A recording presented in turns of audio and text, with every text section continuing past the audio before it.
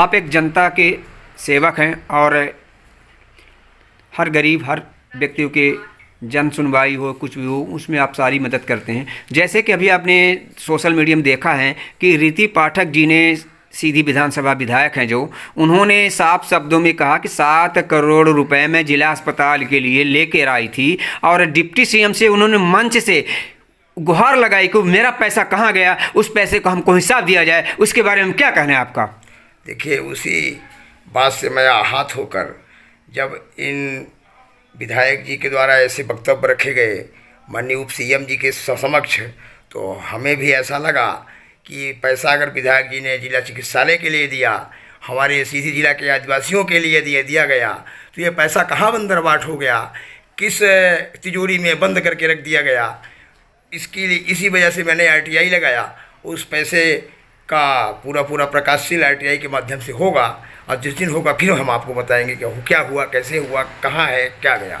क्या लगता है आपको, जैसे सीधी विधायक रीति पाठक जी ने साफ शब्द में कहा कि सांसद और डिप्टी सीएम ने हमारे पैसे को कहीं हलाल कर दिया और उसकी कहीं ना कहीं पुष्टिकरण नहीं हुई, अगर उन्होंने पैसे लेके आए तो पैसे की पुष्टिकरण क्या आएगा, आपने आरटीआई लगा, उसमें क्या आपको जानकारी मिली, कब तक जानकारी मिलेगी? देखिए, अब किसी को ऊपर आलंछन लगाना ये उचित नहीं है। अगर विधायक जी ने ऐसा बोला है तो ठीक है, लेकिन ऐसा बोलना उचित नहीं है। ये जांच का विषय है। हमने आरटीआई लगाया है, कहाँ वो पैसा गया, कब उन्होंने दिया, इसका भी मामला सामने आएगा। उन्होंने दिया होगा तो पैसा पर्दाफाश होकर बाहर आएगा, नहीं दिया होगा तो उनके भी बात कटेंगे।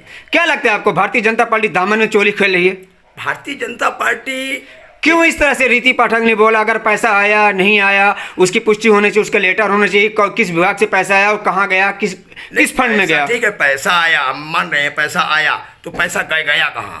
अगर पैसा गया कहाँ, अगर पैसा आया रीति पाठक जी ने दिया तो फिर उन्होंने उस पैसे के ऊपर दाग लगाने का अपने खुले मंच से क्यों ऐसी बातों का उल्लेख किया? कहीं ना कहीं उनको भी पीड़ा है इस बात की, इसलिए उन्होंने ऐसे शब्दों का प्रयोग किया है। और डिप्टी सीएम जैसे पद में, सर्वोच्च पद में रहते हुए माननीय शुक्ला जी को अगर उन्होंने ऐसा बोला, राजेंद्र शुक्ला जी की बात कर रहे हैं आप, राजेंद्र शुक्ला जी की बात कर रहे हैं, अगर उन्होंने ऐसे उनको बोला तो कहीं ना कहीं उनके अंदर तो कटुता है।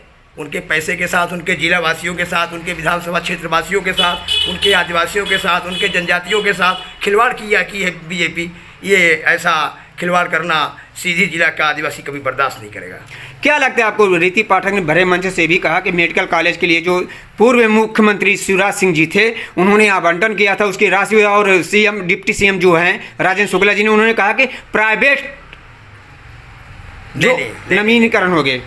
पिछले मुख्यमंत्री के रूप में जननायक हमारे माननीय शिवराज सिंह जी थे, उन्होंने सीधी के लिए बहुत बड़ी सौगात दी थी, क्योंकि मेरा आदिवासी बाहुल्य क्षेत्र है, यहाँ के बच्चे मेडिकल कॉलेज की फीस नहीं भर सकते हैं, इसीलिए उन्होंने सरकारी मेडिकल कॉलेज खोलने का आश्वासन दिया था, भूमि पूजन किया था, पैसा भी दिया था। लेकिन बंदरबाट कहाँ से शुरू हो गई, ये मोहन यादव जी जब से मुख्यमंत्री बने तो इस विषय में कभी प्रकाश नहीं डाला उन्होंने।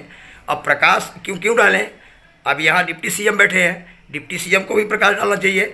हमारा संभाग रीवा लगता है, रीवा से आते हैं वो, उनको भी दिखना चाहिए कि सीधी भी कोई जिला है, यहाँ आदिवासी बाहुल क्षेत्र है, वो मेडिकल कॉलेज सीधी में बनना चाहिए, प्राइवेटीकरण नहीं होना चाहिए, सरकारी ही बनना चाहिए।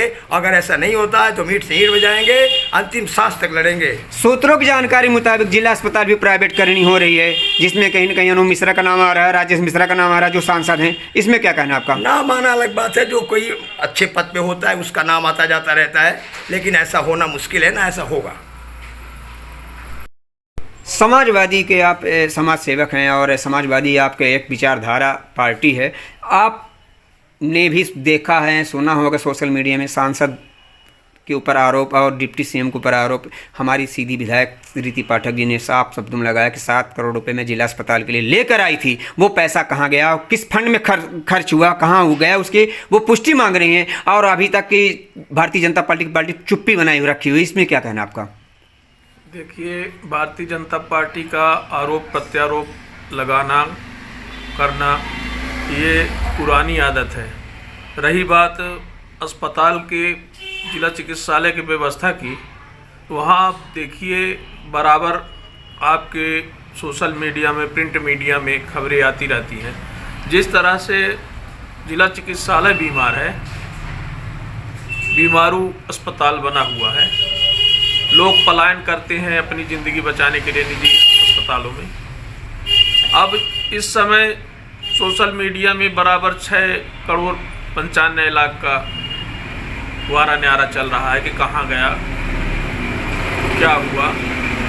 जब इनको अपने मद की, अपने दिए हुए स्वीकृत अनुदानों की खबर नहीं है, उप मुख्यमंत्री को जानकारी नहीं है, सांसद विधायक को जानकारी नहीं है, तो ये आरोप प्रत्यारोप लगना लाजिमी है। नहीं, जैसे देखिए रीति पाठक ने 7 करोड़ रुपए लेके आया था, जो 6,95,00,000 की आप बात कर रहे हैं, वो पैसा उन्होंने लेके आया था। उनके पास अगर कॉपी होगी तभी भरे मंच में हजारों जनता के बीच में उन्होंने बोला। वो आखिर पैसा कहाँ गया? उन्होंने किससे मांगा है साहब? डिप्टी सीएम से मांगा।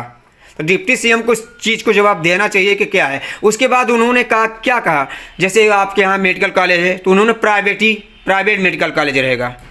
इसमें क्या कहना है आपका?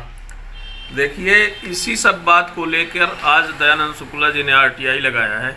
यही जानकारी कि अगर 6,95,00,000 रुपए आवंटित हुए विधायक मद से जिला चिकित्सालय के पुनरुत्थान के लिए या कि और कार्यों के लिए, तो वो कहाँ गए और कहाँ खर्च हुआ और कब दिया गया, ये सारी जानकारी के लिए आपने RTI लगाया। क्या लगता है इसका जवाब कौन देगा? और इसका जवाब जांच का विषय है। अगर सरकार भारतीय जनता पार्टी की है, चाहेगी तो जवाब देगी, नहीं तो भ्रष्टाचार का आलम है, चल रहा है।